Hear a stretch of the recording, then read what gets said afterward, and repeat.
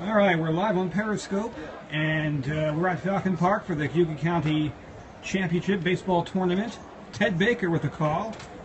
Ted, all right. Good to see you. Welcome to the wily the world of Twitter and television. Yeah.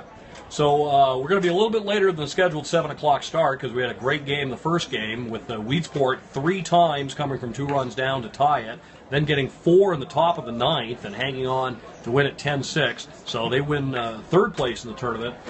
2 very good teams, Union Springs / Port Byron. They take the Wolves, the Union Springs nickname. They're 13-2. Moravia is at 4-8. I think maybe a little bit of a surprise winner in the semifinals. So Union Springs, Port Byron, pretty heavy favorite. They score a ton of runs. They can really light up the scoreboard. They've been in double digits their last 4 games. They've scored 20, I think, 3 or 4 times this season. So I think they're a pretty heavy favorite. But, of course, when it comes down to a tournament like this, pitching is everything. So, and both teams had to play yesterday and have 7 innings of pitchers used yesterday. So we'll see how it turns out. The first team's taking warm-up, so I'm guessing maybe 20, 25 minutes to first pitch.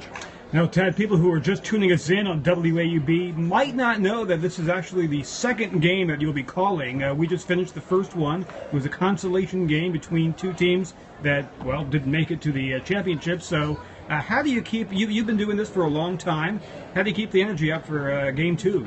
Well, it's nice to have a little bit of a break in between. I mean, if they'd started at 7 o'clock, it would have been pretty tough. But it's fun. We'll got a nice warm summery day here at Falcon Park, and we'll be ready to go. We'll get refreshed and get a little water and be ready for this championship game.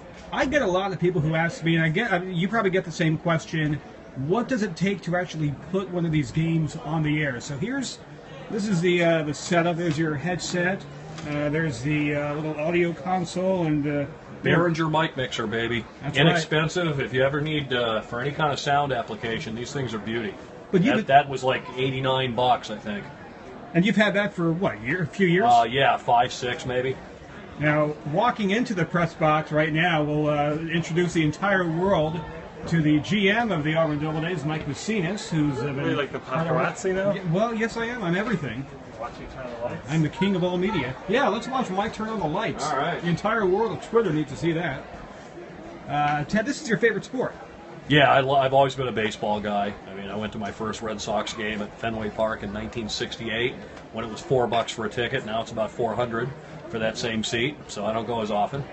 I was talking to Mike earlier. He's been the GM of the Doubledays here for this will be your second season when it begins in June.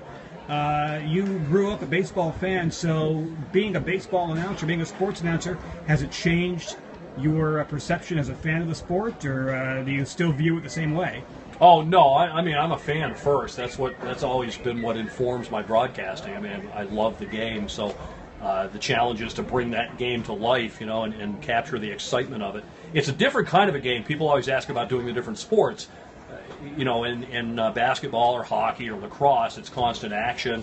In football, it's a play, and then they line up and there's another play. Baseball is a game of rhythms, and it develops, the storyline develops over those 2 or 3 hours. You find yourself referring back to what somebody did back in the second inning, or here's how they played this back then, how will they play it now, and so it's a different kind of a game. It really, to be honest, lends itself to 2 broadcasters, so you can have kind of a conversation. So in my case, I just talk to myself, and my 2 personalities kind of have a little dialogue going. You primarily, you've done, 35 years as a sports play-by-play guy? 37. 37 years, so you're no stranger to this. Has it always been radio? Have you ever done television? And if so, what are the differences between calling a game on radio versus television? I've never really done television. I did some stuff at Cayuga Community College a couple of months ago, working with some of the students there, where they were taking basically our audio broadcast for television. Television's entirely different because the viewer can see everything. I mean, in radio, I'm the eyes of the audience. I'm painting the picture. I'm telling them what the crowd looks like, what the trees look like beyond the fence, what the wind is doing. Is it sunny? Is it cloudy? What kind of stance does the batter have? Where are the fielders positioned? You can see all that on television, so it's a much sparser call on television. All right, tell people how they can listen to the game. You can be on 98.1 or 1590 WAUB. You can go to FingerLakesDailyNews.com, click Listen at the top of the homepage, and then click Listen Live to WAUB. All right, thank you, Ted. All right. Did you tell a joke? No, I got here at 2, and I